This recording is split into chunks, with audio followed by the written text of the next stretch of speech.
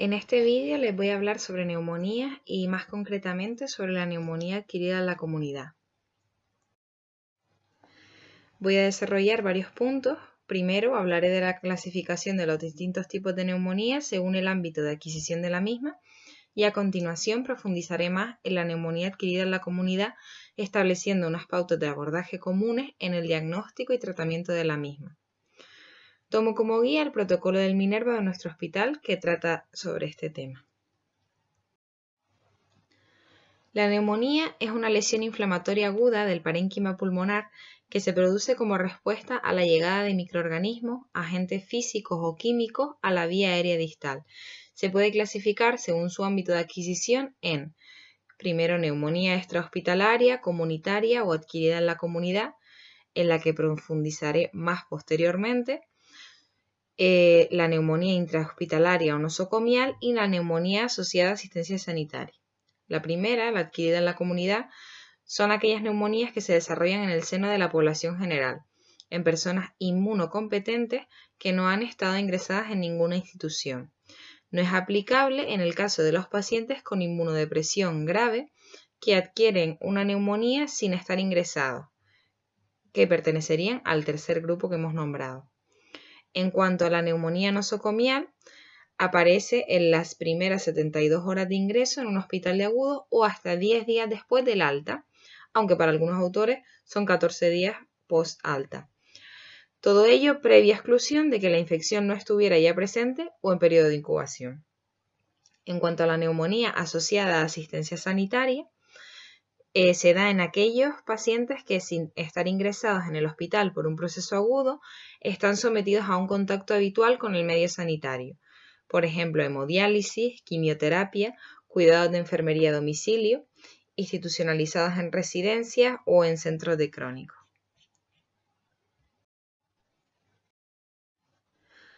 Hablando sobre la primera, sobre la neumonía adquirida en la comunidad, podemos decir acerca de la epidemiología que actualmente la incidencia en España es de 1,6 a 10 casos por cada 1000 habitantes, aumentando en el caso de ancianos, en épocas de epidemia vírica y en invierno. Es más frecuente en varones en edades extremas de la vida, menores de 5 y mayores de 65 años. Estudios recientes demuestran que como mínimo del 75 al 80% de los enfermos diagnosticados de neumonía comunitaria pasan en un momento u otro por urgencia. En cuanto a la mortalidad de los adultos que requieren hospitalización es del 5 al 10%. Esta neumonía adquirida en la comunidad es la primera causa de mortalidad por enfermedad infecciosa, ya que las neumonías son la causa más frecuente de sepsis grave y shock séptico diagnosticadas en urgencia. Es la sexta causa de mortalidad global. Además, es la primera causa de ingreso por patología respiratoria. Y el primer agente de morbimortalidad y el más frecuente en adultos es el Streptococcus pneumoniae.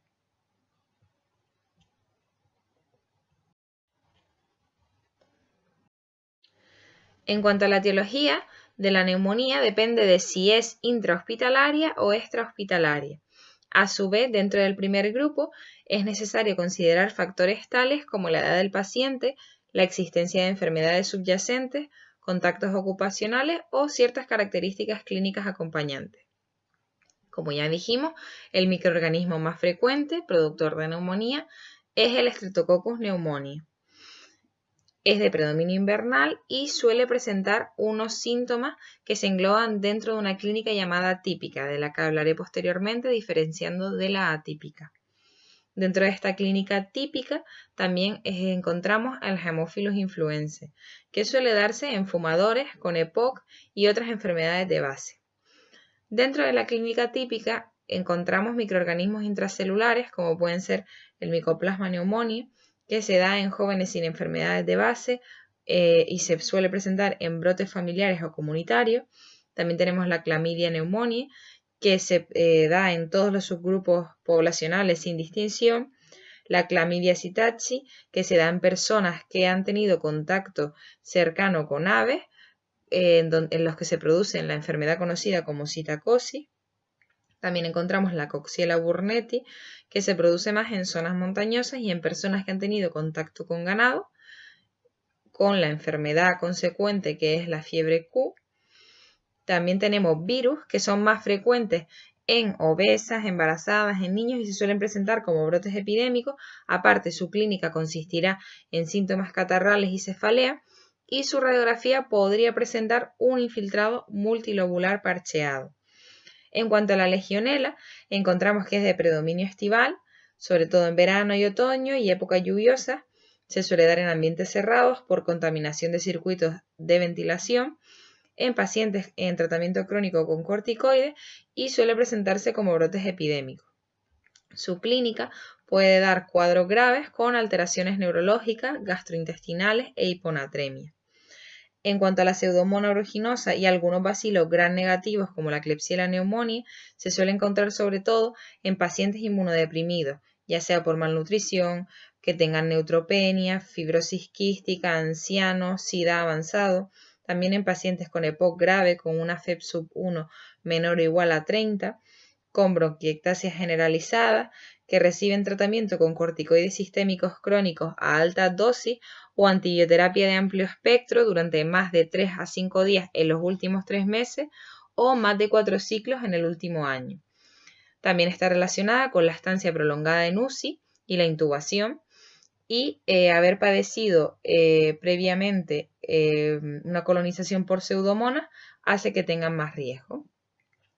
Como clínica podría presentarse como un shock séptico y en la radiografía de tórax podría observarse cavitación.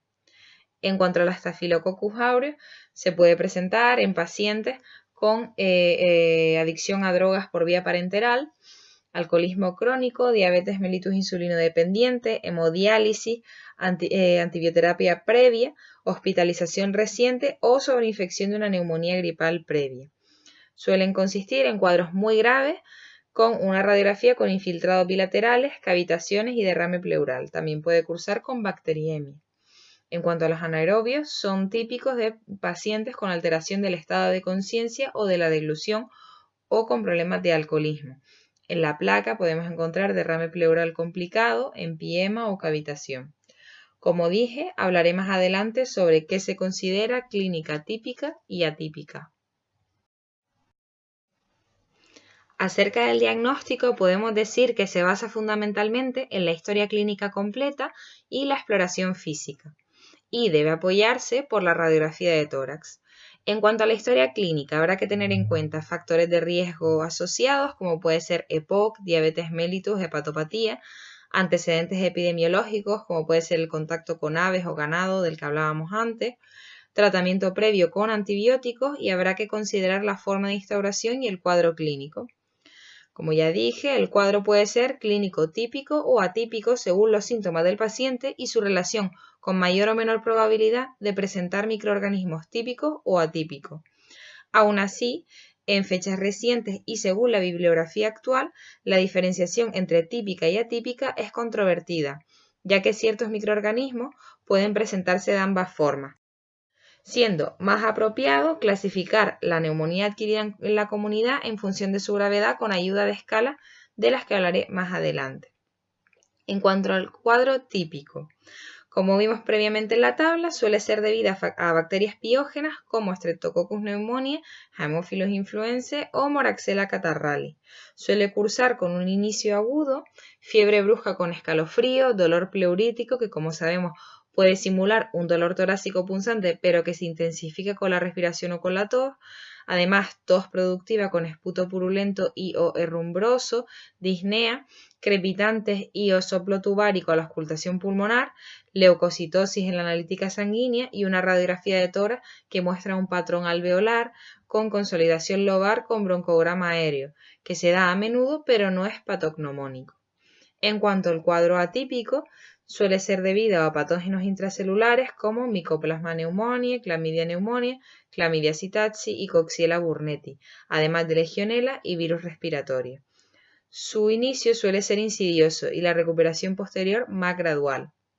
Suele cursar con tos no productiva o menos productiva y con síntomas extrapulmonares como fiebre, cefalea, odinofagia, artromialgia, fatiga, náusea, vómitos, diarrea, así como afectación del estado general.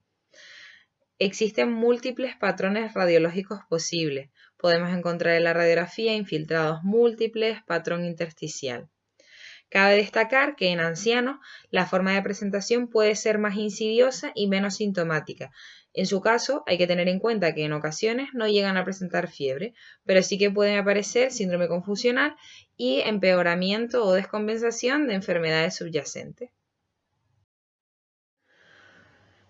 Como dije, en la típica predomina más el patrón alveolar con condensación lobar en la radiografía y en la atípica predomina más el intersticial.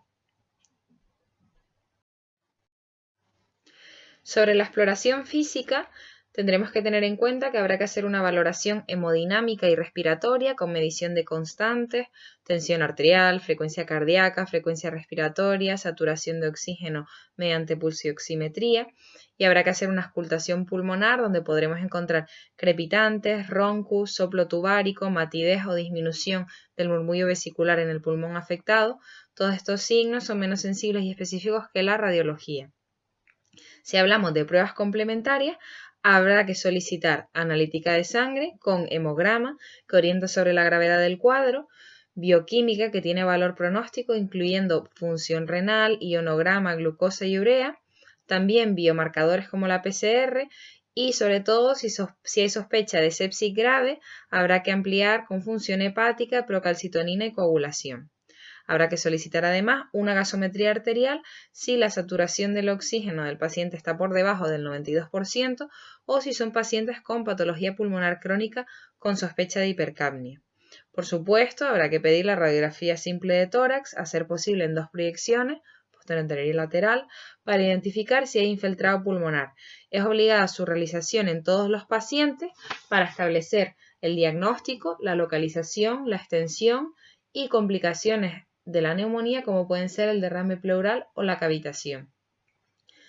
El TAC torácico solo se pedirá si el paciente está inmunodeprimido, si tiene mala evolución, es decir, neumonía que no responde al tratamiento prescrito o dudas diagnósticas. Como por ejemplo, si encontramos una imagen radiológica de difícil interpretación por cifoescoliosis u otra deformidad ósea considerable o porque la imagen plantea dudas respecto a la existencia de necrosis o cavitación. En cuanto al diagnóstico etiológico, se habrá de solicitar 2 hemocultivos, aprovechando la punción de la analítica previa y como ya sabemos con resina si se ha hecho tratamiento antibiótico recientemente o convencionales si no. Estos hemocultivos se solicitarán si la sospecha de neumonía es clara por clínica y o radiografía compatible.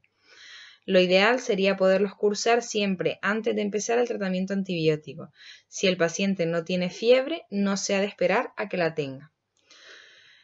Entonces, habrá que diferenciar entre pacientes sin criterios de ingreso o con criterios de ingreso. Los clasificaremos así posteriormente con una serie de escalas que explicaré. Pacientes sin criterios de ingreso. No es necesario realizar más exploraciones. En ellos habrá que instaurar tratamiento ambulatorio y control por su médico de atención primaria antes de 72 horas. Pacientes con criterios de ingreso. Habrá que diferenciar entre aquellos que estén más graves e ingresen en UCI o aquellos que ingresen en planta convencional. Ambos tienen en común que habrá que hacer cultivo y gram de esputo siempre que se pueda obtener una muestra de buena calidad, lo que significa más de 25 leucos por campo y menos de 10 células de epitelio escamoso, y que esto no demore el inicio del tratamiento antibiótico. Y también antigenuria para neumococo y legionela. Esto en ambos.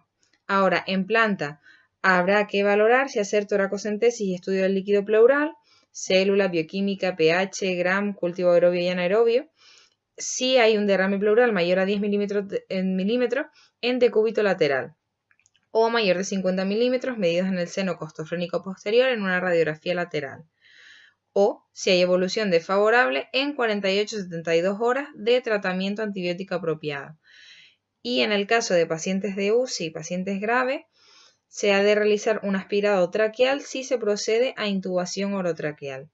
Además, en época de epidemia de gripe y en pacientes con neumonía grave no sugestiva de etiología bacteriana por clínica analítica y antigenuria negativa, se ha de hacer una PCR de gripe en frotis nasofaringeo iniciar tratamiento antiviral con oseltamivir 75 miligramos cada 12 horas vía oral y habrá que realizar aislamiento por contacto y por gotas. Para hacer la valoración de ingresos según los criterios de gravedad, habrá que considerar si el paciente podrá realizar su tratamiento de manera ambulatoria o si precisa ingreso, ya sea en hospital o en UCI. En caso de ingreso en hospital, se pueden utilizar dos métodos o escalas, la escala Kurb 65 y la escala Fine. La escala Kurb 65 es útil para detectar a pacientes con riesgo elevado y por su simplicidad se ha impuesto la escala Fine. Es recomendada por la British Thoracic Society para predecir la mortalidad de un paciente a los 30 días tras haber sido diagnosticado de neumonía. Es un acrónimo de C, confusión, U, urea sérica mayor a 43 miligramos decilitros, frecuencia respiratoria, la R, mayor o igual a 30 respiraciones por minuto, la B de blood pressure, con una tensión arterial sistólica menor a 90 y o una diastólica menor o igual a 60, y 65 de la edad del paciente si es mayor o igual a 65 años. Cada una suma un punto. Pues pongo en el cuadro de arriba para calcularlas más rápidamente a través de la web de SAMIUC, tanto para la escala Kurb como la Fine, o aplicaciones para el móvil como la de MDCalc. Se aconseja ingreso hospitalario con puntuación mayor a 1 o menor a esta con algún criterio de gravedad adicional, de los cuales hablaré en la siguiente diapositiva cuando explique la escala Fine. Así tendríamos Kurb 0,1, tratamiento ambulatorio, Kurb de 2, valorar si observación o ingreso, y Kurb de 3 a 5, ingreso del paciente.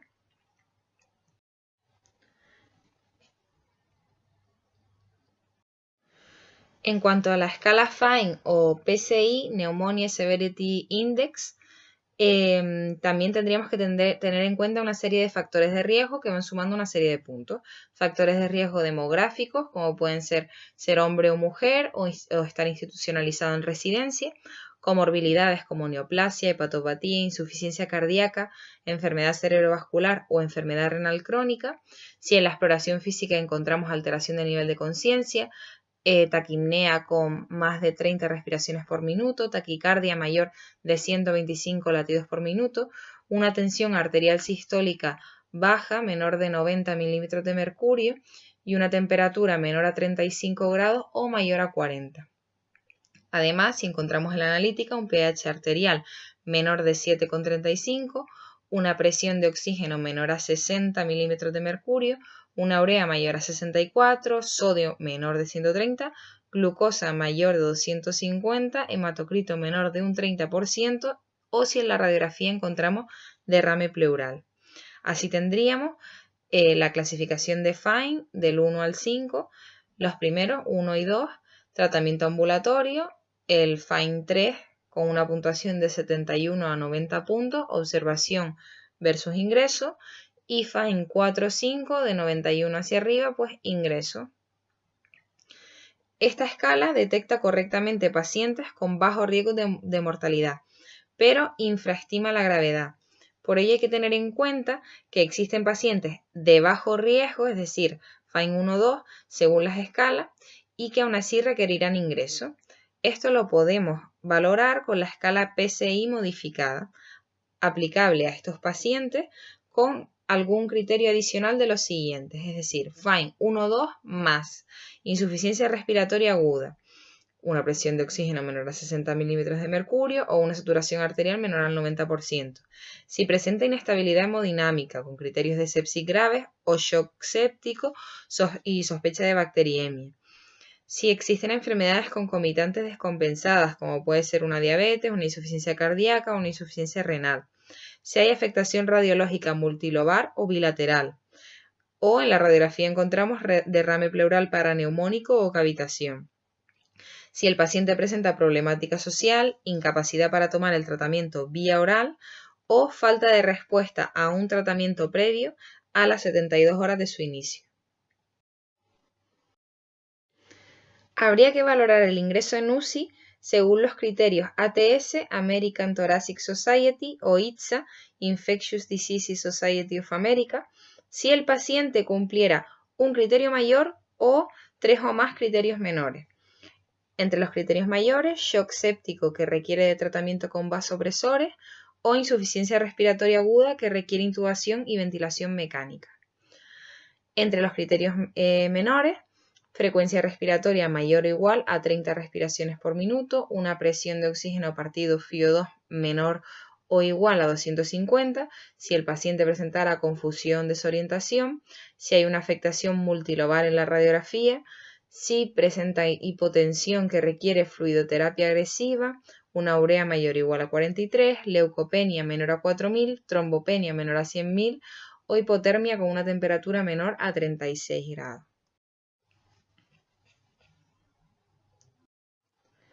Finalmente, hablando sobre el tratamiento, y más concretamente sobre el tratamiento antibiótico empírico, aunque se vea un poco pequeñita la tabla, como ya he mencionado, el tratamiento debe iniciarse lo más pronto posible, una vez hecho el diagnóstico y después de haber obtenido las muestras necesarias a analizar, es decir, desde urgencia. De ahí la importancia de conocerlo. Este inicio temprano del tratamiento reduce la mortalidad en pacientes mayores y acorta el tiempo de ingreso hospitalario. Por ello, incluso aunque vayamos a dar el alta al paciente para que haga tratamiento domiciliario, es aconsejable administrar la primera dosis de antibiótico antes del alta del servicio de urgencia. Hablaré de las dosis estándar recomendadas, algunas habrá que ajustarlas según la función renal del paciente, y además mencionaré fármacos alternativos que habríamos de usar en el caso de que el paciente presente alergia al medicamento de primera elección. Todo ello basándome, como dije antes, en el protocolo del Minerva del Hospital San Camil, ya que mirando otras fuentes bibliográficas se indican más alternativas de abordajes terapéuticos. Como ya había dicho, el neumococo representa la causa más frecuente de neumonía bacteriana. Es por ello que la primera opción terapéutica debe ser efectiva frente a este. Entonces tenemos según la valoración de la gravedad del paciente, si finalmente va a recibir un tratamiento a nivel ambulatorio, será vía oral, será necesario un control por su médico de atención primaria en las primeras 72 horas y la primera opción de tratamiento sería moxifloxacino de 400 miligramos cada 24 horas o levofloxacino de 500 miligramos cada 12 horas, a partir del cuarto día cada 24 horas durante 7 días. Alternativa, amoxi de 1 gramo con acitromicina de 500. Si finalmente el paciente ingresa en planta convencional, el tratamiento de primera opción será el levofloxacino 500 miligramos cada 12 horas endovenoso durante aproximadamente 7-10 días. Siempre se puede prolongar más el tratamiento. La alternativa es ceftriaxona 2 gramos con acitromicina 500 miligramos. Si por el contrario el paciente ingresa en UCI, el tratamiento de elección sería ceftriaxona 2 gramos cada 24 horas endovenosa y acitromicina de 500 miligramos cada 24 horas endovenoso. La alternativa a la ceftriaxona, Astreonan con levofloxacino, alternativa a la citro, levofloxacino. Existe una serie de situaciones especiales, como son, por ejemplo, EPOC severo con una FEP sub 1 menor al 30% o en pacientes portadores de bronquiectasias con alto riesgo de colonización por Pseudomonas aeruginosa, en que habrá que cubrirlos con piperacilina tazobactam cada 6 horas endovenosa y levofloxacino 500 miligramos cada 12 horas endovenoso. Alternativa al pipertazo, Astreonam, y alternativa al levofloxacino, amigacina con acitromicina. Si se sospecha neumonía por aspiración en pacientes con alteración de la capacidad de la deglución, de la tos, boca séptica o antecedente de pérdida de conciencia, el tratamiento será amoxicilina clavulánico 2 gramos cada 8 horas endovenoso. Alternativa, moxifloxacino de 400. Si son pacientes con factores de riesgo para Staphylococcus aureus meticilin resistente, habrá que valorar asociar al tratamiento anterior, además, linezolid 600 miligramos cada 12 horas endovenoso o vancomicina 1000 miligramos cada 12 horas endovenoso. Si además nos encontramos en una época de epidemia de gripe y se encuentra un paciente con neumonía grave no sugestiva de etiología bacteriana, añadiríamos el oseltamivir 75 miligramos cada 12 horas vía oral, más lo que contamos de aislamiento, de contacto y por gota. Se ha de valorar prolongar el tratamiento antibiótico en caso de persistencia de fiebre más de 72 horas, persistencia de más de un criterio de inestabilidad clínica, cobertura inicial inadecuada o aparición de complicaciones extrapulmonares como son endocarditis, meningitis, etc.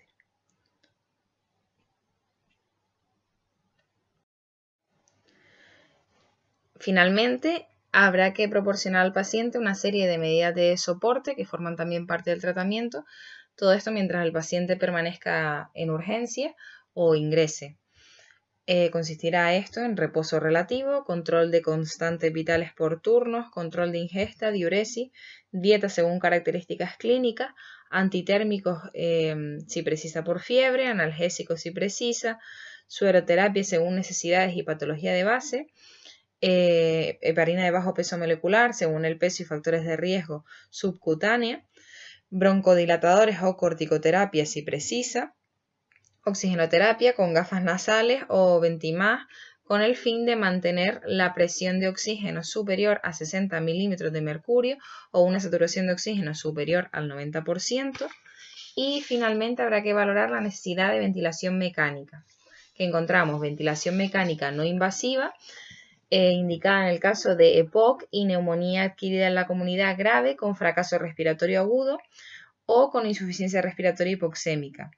Y también está la intubación orotraqueal, que se usará en el caso de insuficiencia respiratoria aguda grave, donde la ventilación mecánica no invasiva no esté indicada o haya fracasado previamente. Cabe destacar finalmente la importancia de la vacunación antineumocócica y antigripal en pacientes mayores o con comorbilidades. Esto es todo, espero que les haya servido y muchas gracias.